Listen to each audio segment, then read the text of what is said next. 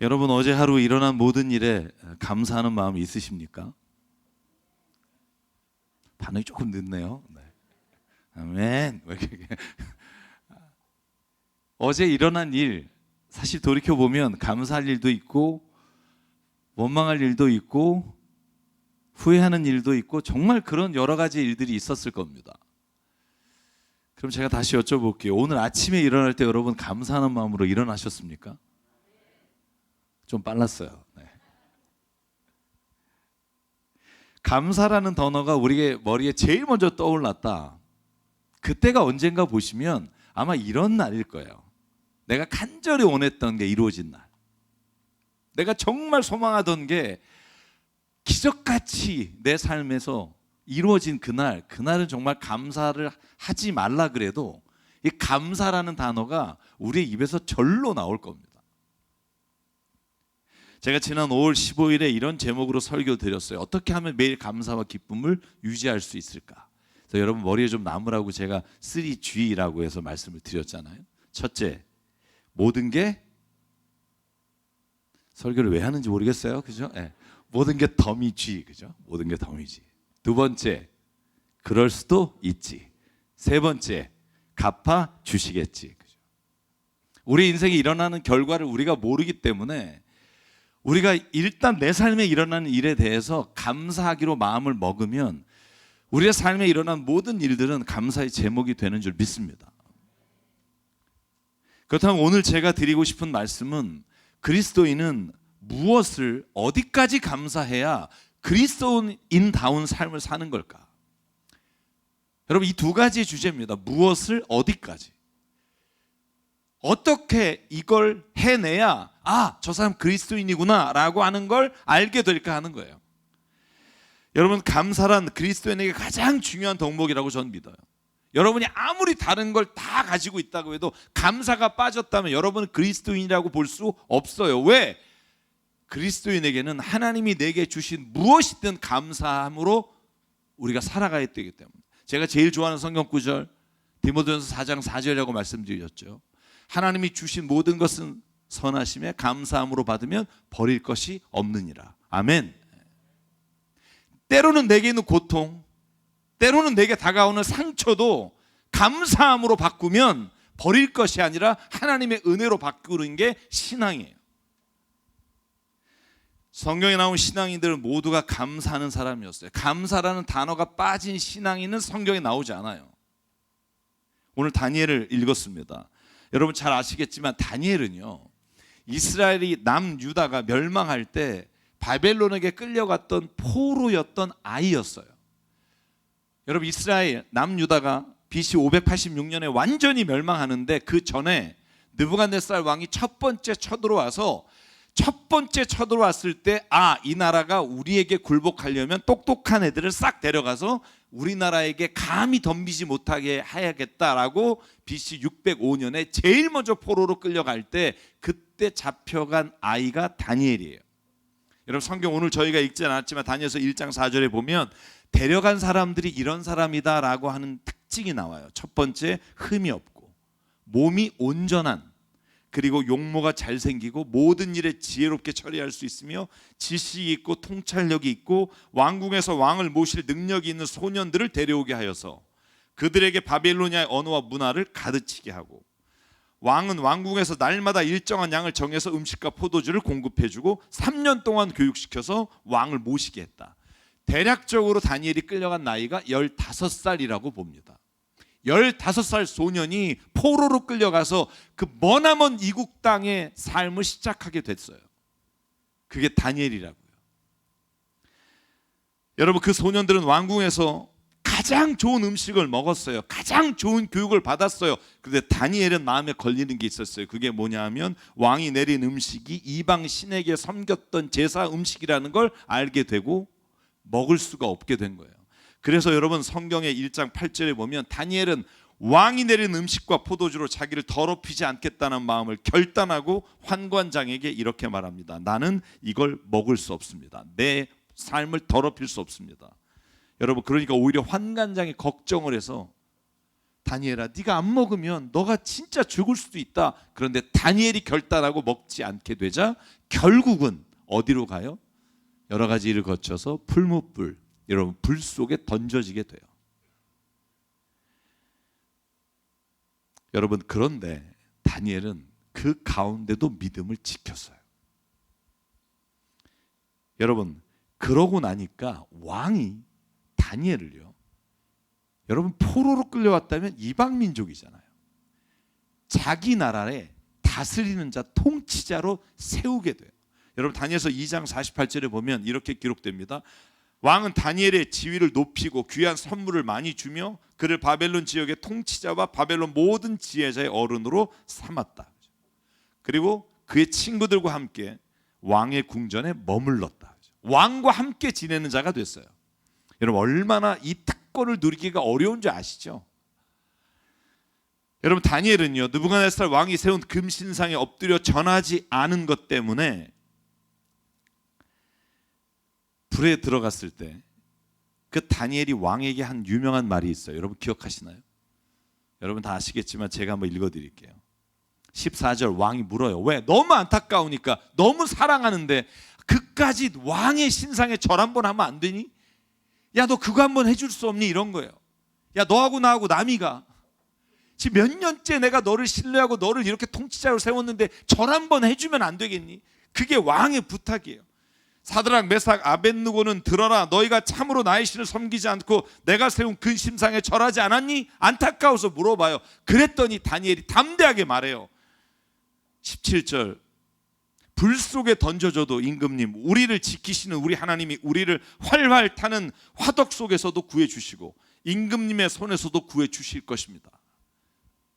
18절 비록 그렇게 되지 않더라도, 다시 말해서 불 속에서 내가 죽게 되더라도 우리는 임금님의 신들을 섬기지도 않고 임금님이 세우신 금심상에게 절을 하지도 않을 것입니다. 굽어 살펴주십시오. 결국 불 속에서도 다니엘과 친구들은 살아나요. 여러분 다니엘은요, 하나님을 섬기며 믿음으로 살아가는 일에 누군가가 그것을 하지 못하게 할 때는 단호하게 거절했지만, 그러나 그 외 모든 일에 있어서는 성실하고 정직하고 날마다 자기의 주어진 일을 완수했다는 거예요. 여러분 다니엘이요, 오늘 6장에 가면 노년이 돼요. 나이가 많아요. 늙었어요. 왕을 무려 세 명의 왕을 거친다고요. 느부갓네살 왕이었죠. 벨사살이라는 왕을 거쳤죠. 오늘 다리우스라고 하는 왕은요, 메데와 페르시아로 바벨론이 쪼개져요. 바벨론이 침략당해서 두 나라로 쪼개졌을 때 왕이 다리우스예요. 여러분 그 오랜 세월 동안 다니엘은 충직하게 일함으로 다리우스가 왕이 됐을 때도 오늘 본문에 보면 120명의 지방관을 세우는 사람 중에 3명의 총리로 뽑히고 그 3명 중에 이방인임에도 불구하고 가장 높은 총리의 자리에 뽑아서 올리려고 하니까 여러분 주변에 있는 바벨론 본토 사람들이 기분이 좋겠습니까? 죄송해요, 기분이 더럽죠. 어디 포로로 끌려온 애가 우리 위에 왕 밑에 가장 높은 총리가 돼서 우리를 이끌어가? 말도 안 된다. 그래서 꾸며낸 게 뭐예요? 다니엘의 책을 잡아보자, 흠을 잡아보자, 잘못한 게 있으면 당장 그걸 밝혀내서 검찰 조사를 들어가는 거예요. 네. 웃으라고 한 말인데. 네. 그런데 어떻게 돼요? 한번 보실래요? 다니엘은요, 6장 4절 그에게서 아무런 실책이나 허물을 발견하지 못하였다. 다니엘이 임무에 충실하여 아무런 실책이나 허물이 없었기 때문이다. 여러분 수색을 그렇게 했는데 아무것도 안 나와요. 여러분 그러니까 방법이 뭐밖에 없어요? 딱 하나예요. 다니엘이 믿고 있는 하나님, 그 하나님께 예배하지 말라, 기도하지 말라 하는 것을 내리면 다니엘은 반드시 걸릴 거다. 이 확신을 가지고 왕을 찾아가서 조서에 도장을 찍어달라는 거예요. 어떤 조서? 30일 동안 왕 외에 다른 신에게 절하는 자, 기도하는 자는 사자굴에 넣도록 우리 모든 통치자가, 모든 지방관들이 협의를 했으니 왕이여 도장만 찍어 주십시오. 왕이 도장을 찍어요.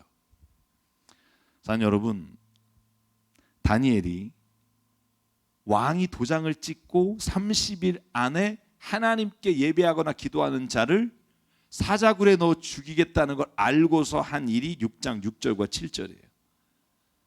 6절과 7절 같이 읽어볼게요. 시작. 그리하여 총리들과 방백들은 왕에게로 나가서 아뢰었다.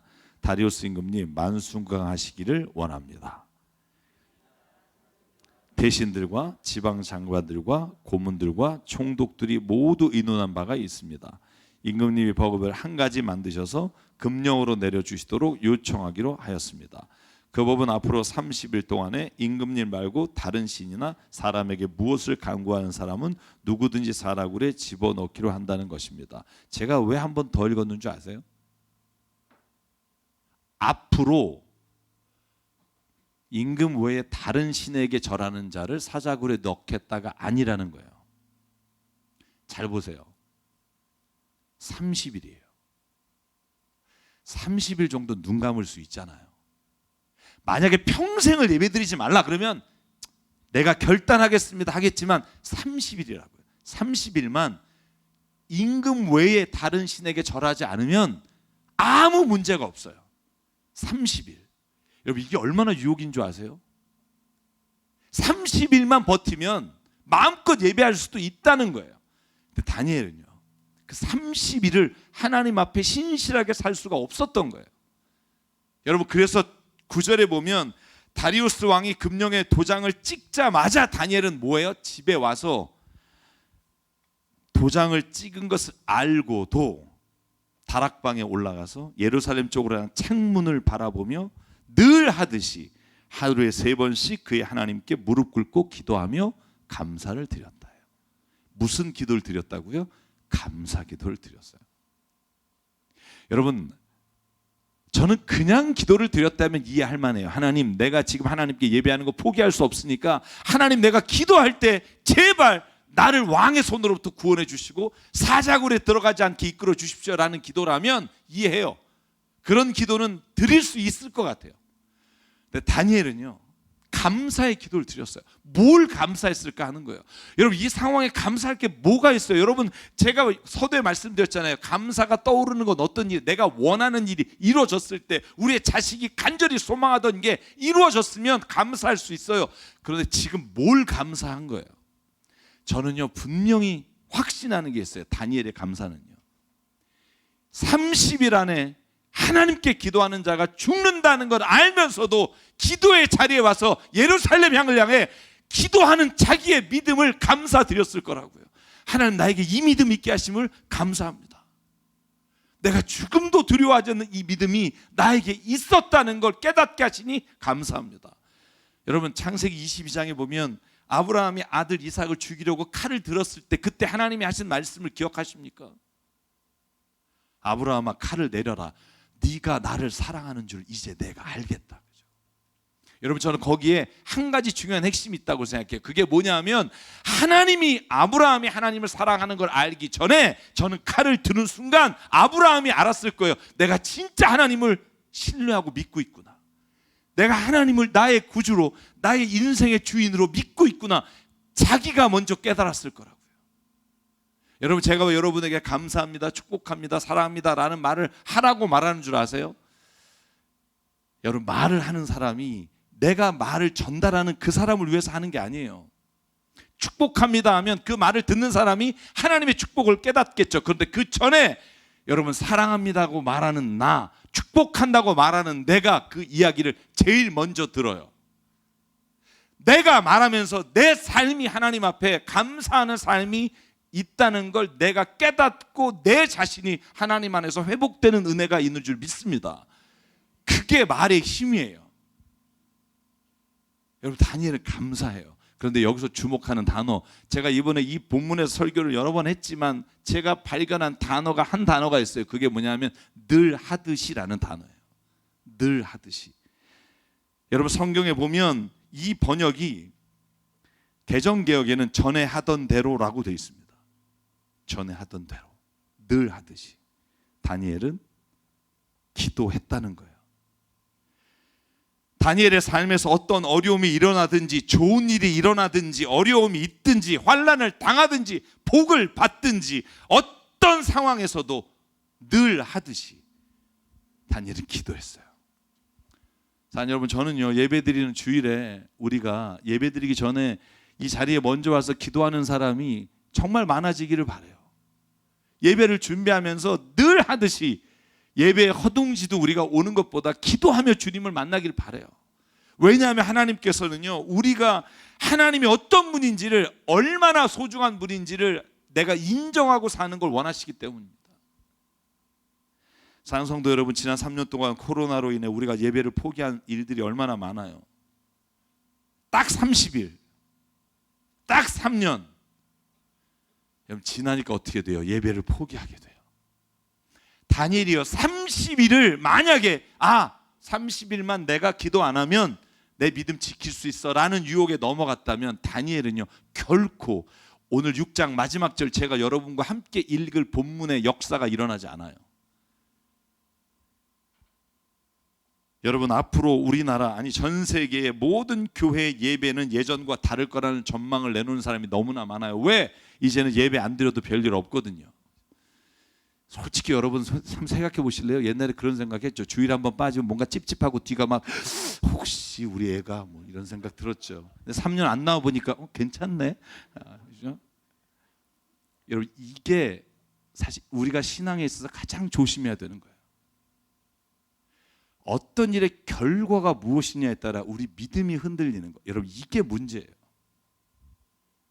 지난 2000년 동안 기독교를 유지할 수 있었던 힘이 뭐예요? 예배예요. 어떤 핍박과 고통이 있어도 포기하지 않았던, 그리고 그것으로 인해 살아남았던 일이 예배예요. 그 예배가 그리스도인을 그리스도인답게 만들었고, 그리스도인이 살아가는 힘이었고, 그 예배가 우리가 믿고 신뢰하는 자가 누군지를 세상에 선포하는 일이었는데, 여러분, 그걸 포기하게 되면 오히려 교회는요 세상의 조롱거리가 될 거라고요. 사랑하는 성도 여러분, 예배의 자리를 다시 회복하는 은혜가 있기를 주의 이름으로 축복합니다. 저는 다만 우리 교회 출석교인이 많아져서 예배하는 사람이 많아지는 걸 원하는 게 아니에요. 여러분, 우리가 믿는 하나님이 어떤 분인지 세상에 알리는 방법 중에 가장 중요한 게 예배예요.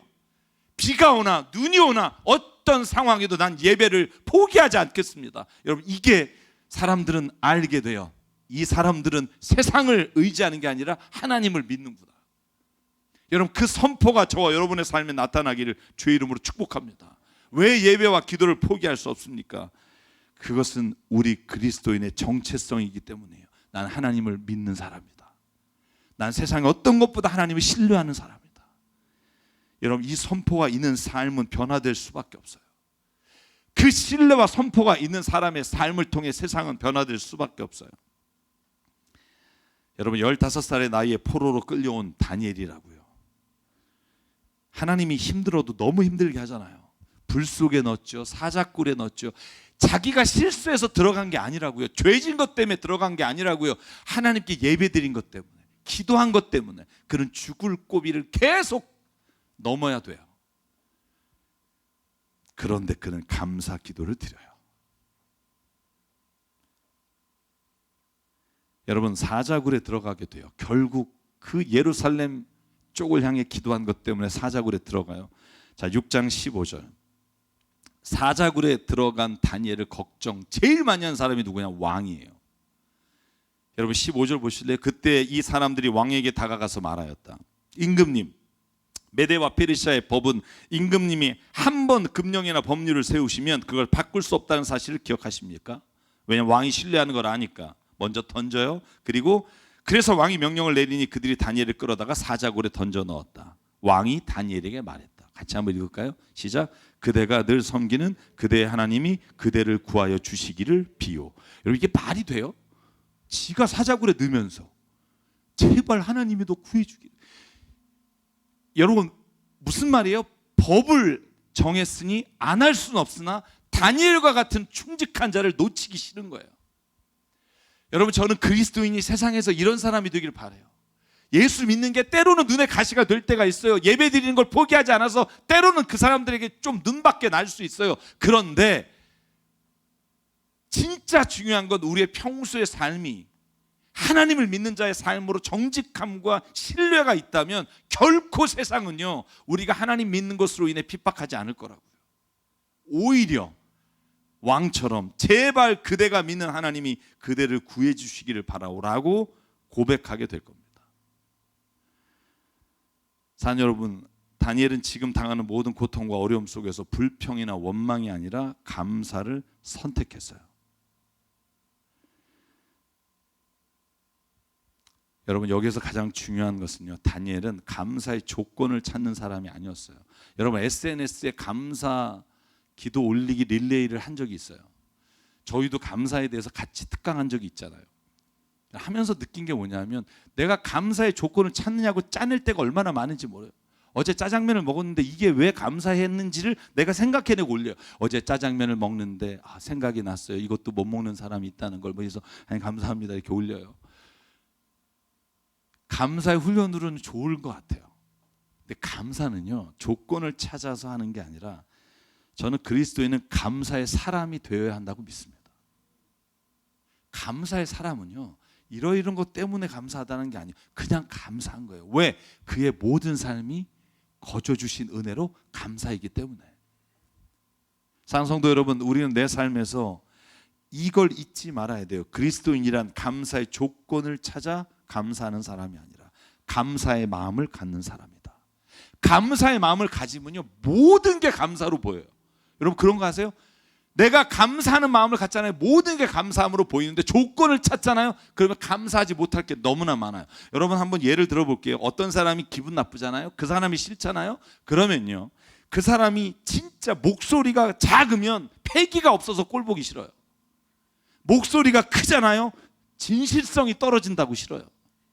목소리가 적당하잖아요. 일을 완벽하게 잘하잖아요. 사람이 빈틈이 없어서 싫어요. 여러분 마음이요 그 삶의 모든 것들을 방향을 정한다고요. 감사라는 건요 내가 감사하는 사람이 되면 모든 게 감사가 돼요. 다니엘은요 감사하기로 마음을 먹고 감사의 사람이 되니까 내가 기도하는 가운데 사자굴에 들어가는 것도 감사가 돼요. 왜? 내가 하나님을 이렇게 신뢰하는 자로 살다가 주님이 원하시는 날에 주님께 가는 게 감사가 되는 거예요. 사랑 여러분, 그러므로 다니엘의 어린 시절을 떠올려 보십시오. 그리 아니하실지라도 내가 그렇게 하나님이 불 속에서 건지지 않아도 나는 당신이 믿는 신에게 절할 수 없습니다. 여러분 그 말은 이미 다니엘은 내 모든 상황 감사하기로 결정했는데 마지막까지도 감사하기로 결정한 거예요. 여러분 이 말을 기억하십시오. 마지막 상황까지도 감사하기로 결정했어요. 그게 뭐예요? 죽음까지도 감사하기로 결정하면 감사하지 못할 게 없어요. 무엇을 어디까지 감사해야 할까요? 무엇을, 모든 것을 어디까지, 죽음까지 감사하면 내 삶에서 감사하지 못할 일이 없어요. 제가 여러분에게 간증한 거 잊지 않은 분 있을 거예요. 홍익병원에서 제가 설교하다가 병실에 올라가서 그 마지막 암에 걸려서 28kg까지 되는 상황 가운데도 늘 감사한 권사님 저는 잊지를 못해요.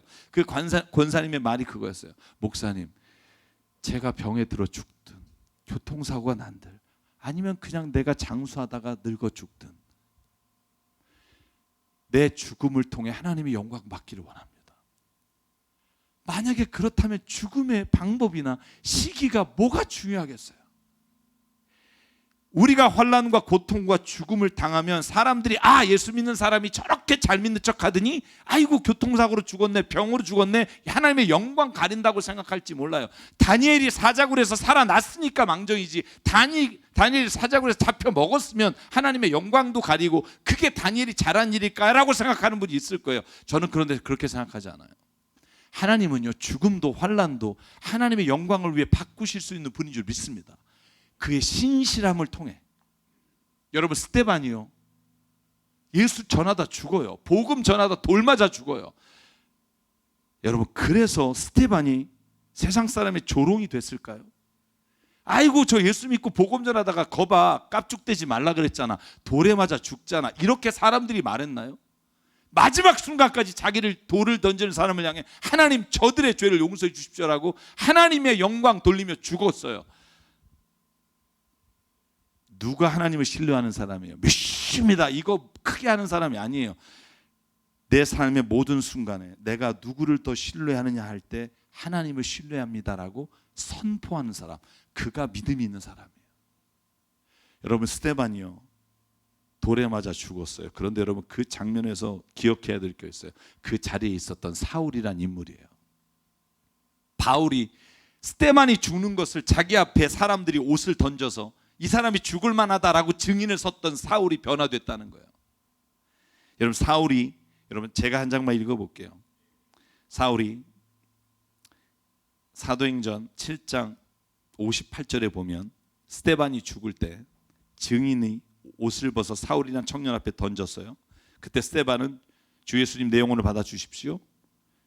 여러분, 그때 사울이란 사람, 우리가 바울이라고 같은 인물입니다. 바울이 거기에 섰었죠. 바로 8장 1절로 넘어가면 어떻게 되냐 하면 사울은요 스데반을 죽인 걸 아주 잘했다고 생각하고 살았어요. 스데반이 죽임당한 걸 마땅하게 여기며 사울은요 오히려 더 열심히 예수 믿는 사람을 죽이러 다녔다고요. 왜 그랬을까요? 스데반의 죽는 걸 봤잖아요. 마지막 순간까지 하나님께 기도하며 나를 왜 용서해달라고 기도하는 스데반이 여러분 밥 먹을 때마다 잘 때마다 눈앞에 아른거리지 않았겠어요? 여러분, 이걸 이겨내려면 어떻게 더 악해지든지 변화되든지 둘 중에 하나가 돼야 사람이 살아요. 바울은요 더 악하게 살기로 마음 먹은 거예요. 더 악하게 예수 믿는 사람 잡으러 다녔고, 여러분 그래서 3절, 그런데 사울은 교회를 없애버리려고 날뛰게 되는 거예요. 왜? 내가 한 삶, 내가 살아온 삶이 실패가 아니었다는 걸 증명해야 되니까. 스데반을 죽인 건 내 잘못이 아니라는 걸 증명하려니까 더 악에 받쳐서 살았어요. 여러분, 그런데 그가 그래서 저 멀리 다메섹까지 사람을 잡으러 죽이러 가는데 그때 예수님 만나고요. 사도행전 9장 3절, 사울이 길을 가다가 하늘에서 빛이 비추고 4절, 사울아 사울아 네가 왜 나를 핍박하느냐. 그때 사울이 물어요. 당신은 누구십니까? 여러분, 사울이요 어떻게 당신은 누구십니까? 라고 물었겠어요? 스데반이 믿었던 그 하나님을 봤기 때문이에요. 여러분, 그리스도인에게는요 죽음이라는 거, 우리가 인생에서 어떠한 어려움을 당하는 것 자체가 하나님이 영광을 가리는 게 아니라고요. 진짜 영광을 가리는 건 잘되고 성공할 때 하나님을 잊어버릴 때예요. 가장 중요한 순간은 죽음의 순간마저도 주를 인정하는 자를 통해 하나님은 그의 역사를 이루어 가시는 분인 줄 믿습니다. 그게 그리스도인이에요. 사랑 여러분, 인생을 살면서 어려움과 고난이 없는 사람이 없어요. 그런데 그 고난을 어떻게 보느냐, 제가 시간상, 제가 설교를 너무 많이 준비했네요. 시간상 줄일게요. 우찌무라 간조라는 사람이 있어요. 여러분, 이 사람은요 초등학교 4학년 때까지 이질에 걸려서 뇌성마비가 왔고 결국 듣지도 못하고 보지도 못해요. 눈꺼풀을 움직이는 것 외에는 아무것도 할 수 없는 사람이 됐어요. 여러분, 우찌무라 간조가 근데 얼마나 위대한 그리스도인이고 저술가인지 여러분 아시죠? 우찌무라 간조는요 글을 쓸 때 자판을 누가 누르면 눈 하나 깜짝거려서 기역, 니은 이렇게 해서 글을 쓴 사람이에요. 근데 그가 쓴 시가 있어요. 제가 너무나 많은 얘기가 있지만 하나만 시를 읽어드릴게요. 그 시 제목이 괴롭지 않았더라면 이라는 시예요. 제가 읽을게요. 만일 내가 괴롭지 않았더라면 하나님의 사랑을 받아들이지 않았을 것이다. 만일 모든 형제 자매들이 괴롭지 않았더라면 하나님의 사랑은 전해지지 않았을 것이다. 만일 우리 주님이 괴롭지 않았더라면 하나님의 사랑은 우리에게 나타나지 못했을 것이다. 그리고 그는 이렇게 말해요. 만일 하나님이 인간을 저주하신다면 그것은 질병이나 실패나 배신이나 죽음으로 저주하지 않으신다. 오히려 하나님의 살아계심을 믿지 않는 불신앙으로 저주할 것이며, 성경을 읽어도 하나님의 말씀이 들려오지 않는 막힌 귀로 저주할 것이며, 감사하는 마음이 생기지 않는 메마른 마음으로 저주하실 것이다. 그러므로 그리스도인에게 고난이나 죽음이나 모든 역경은 하나님의 저주가 아니라 하나님의 뜻을 드러내는 하나님의 신실하심의 방법일 수 있다는 믿음이 있기를 주의 이름으로 축복합니다. 이 태어나는 것도 주님의 선택이었고 죽는 것도 주님의 선택이라면 저와 여러분의 삶에 주어진 모든 일은 다 하나님의 은혜 안에서 우리가 받아들이면 모든 것이 감사로 우리가 고백할 수 있음을 믿습니다. 그러므로 사랑하는 성도 여러분, 이 시간 주님 앞에서 한번 고백하기를 원합니다. 무엇을 어디까지 감사해야 할까요? 우리 모든 삶에 모든 것을 죽기까지 감사하는 마음으로 살아가는 저와 여러분 되시길 주의 이름으로 축복합니다. 그러면 어떻게 될까요? 여러분, 코로나 시기에 저와 여러분이 하나님은 살아계시다는 이 예배의 자리를 포기하지 않길 바라요. 더 주님 앞에 나와 코로나가 절대로 무너뜨릴 수 없는 하나님의 그 신실하심과 하나님의 선하심을 선포하는 우리가 되길 바랍니다. 지금 가정에서 예배를 드리는 많은 분들이 예배 자리에 오기를 두려워하지 않길 바라요. 예배 자리에 올 때 하나님의 살아계심을 우리는 세상 가운데 선포하며 그 살아계신 하나님과 함께 이 영광의 자리에 살아가게 될 겁니다. 제가 약속한 대로 마지막 다니엘서 6장에 어떤 역사가 일어났는지 보고 마치겠습니다. 여러분, 다니엘서 마지막 6장을 보면 25절 26절에 이렇게 되어 있습니다. 다니엘이 사자굴에서 나올 때 다리우스 왕이 이렇게 말해요. 전국에 사는 민족과 언어가 다른 뭇 백성에게 조소를 내려 이렇게 썼습니다. 내 백성에게 평화가 넘치기를 바란다. 내가 다음과 같이 법령을 공포한다. 내 나라에서 나의 통치를 받는 모든 백성은 반드시 다니엘이 섬기는 하나님을 공경하고 두려워하여야 한다. 살아계신 하나님이 영원히 다스리신다. 그 나라는 멸망하지 않으며 그의 권세는 무궁하다. 아멘. 저와 여러분의 삶을 통해 이 약속과 선포가 늘 우리의 삶을 통해 드러나게 주의 이름으로 축복합니다. 그래서 이 찬양을 함께 부르고 싶습니다. 가사가 이런 가사예요.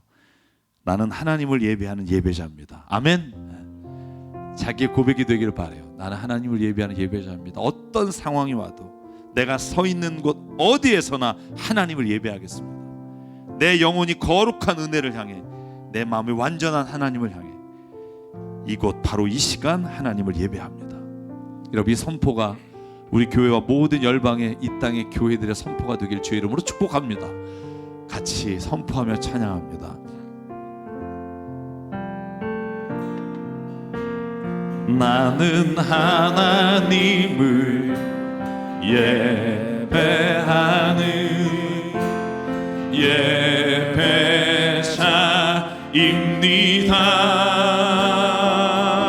예배자입니다. 내가 서 있는 곳 어디서나 하나님을 예배합니다. 내 영혼 거룩한 은혜를 향하여 내 마음 완전한 하나님 향하여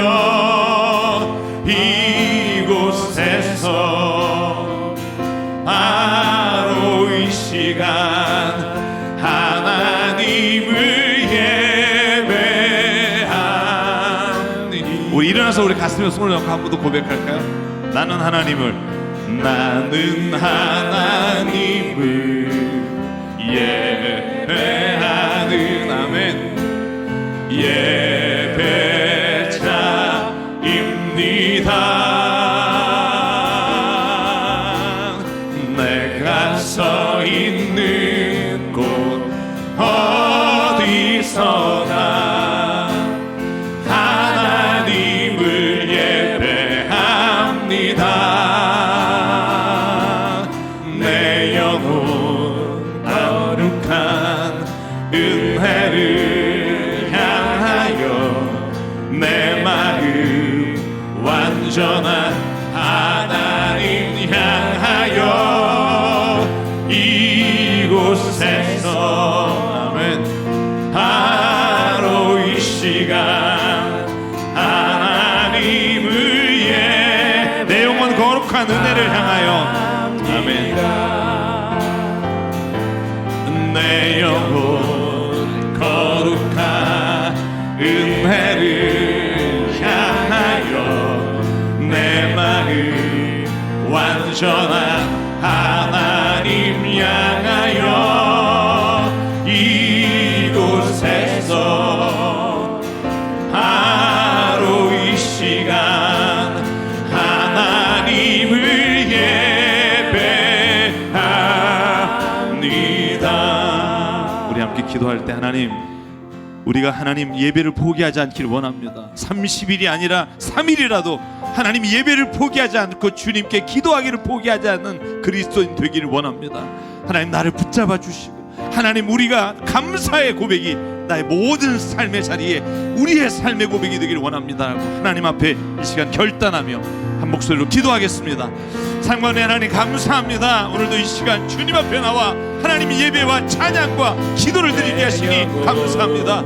아버지 하나님, 우리의 삶에 앞으로 남은 시간이 얼마나 남았는지, 어떻게 우리가 이 세상을 떠날지 알지 못하지만 하나님 간절히 기도하기는 내가 주님께 예배하다 가기를 원합니다. 주님께 기도하다 죽기를 원합니다. 주님과 찬양하다 기도하기를 원합니다. 아버지, 내 삶의 마지막 순간에 죽음마저도 주님께 맡깁니다. 아버지, 죽음마저도 하나님의 손에 올려드립니다. 아버지, 연약한 내 심령에, 부족한 내 심령에 하나님 주님이 말씀하셔서 내 모든 삶의 자리에 주님이 역사하심을 믿고 나가기를 원합니다. 아버지, 예배를 포기하는 자가 아니라 예배를 통해 하나님을 신뢰하며 나갈 자가 되기를 원합니다. 아버지, 여기 있는 모든 자, 예배를 향한 모든 마음은 주님을 향하기 원합니다. 아버지를 바라보기 원합니다.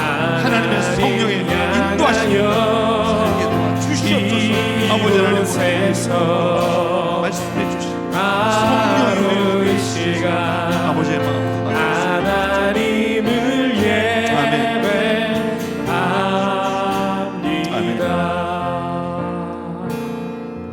사랑의 하나님, 우리가 하나님께 예배하며 기도하는 그 시간을 통해 진정으로 내가 무엇을 믿고 있는지, 내가 누구인지, 내가 무엇을 위해 살아가는지를 날마다 고백하며 신뢰하는 삶 되게 하여 주시옵소서. 하나님, 어떤 상황 속에서도 죽음까지도 우리에게 감사가 되기를 소망합니다. 쉽지 않은 것 너무나 잘 알기에 성령님께 간구하오니 우리의 삶을, 우리의 마음을 감사하는 사람이 되도록 인도해 주시옵소서. 주님이 주신 생명과 시간과 달란트와 모든 물질이 주님의 것임을 인정하며 주님 앞에 예물로 드립니다. 하나님, 간절히 기도하기는 이 예물이 쓰이는 땅끝 너무나 어려운 환경에 목회하시는 목사님들과 목숨을 걸고 선교하시는 선교사님들과 세상을 절망하여 더 이상 희망이 없다 말하는 사람들에게 쓰여질 때 하나님의 나라와 뜻이 그곳에 임하게 도와주시옵소서. 이제는 우리 주 예수 그리스도의 은혜와 하나님 아버지의 무한하신 사랑과 성령님의 감동, 감화, 충만, 교통, 위로하심이 오늘 이 시간 하나님 앞에 감사하는 사람이 되기를 다짐하는 여기는 한 분 한 분 머리 위에, 가정과 일터 위에, 주님 세우신 새사람 교회 위에 지금부터 영원토록 함께 하시기를 간절히 축원하옵나이다. 아멘.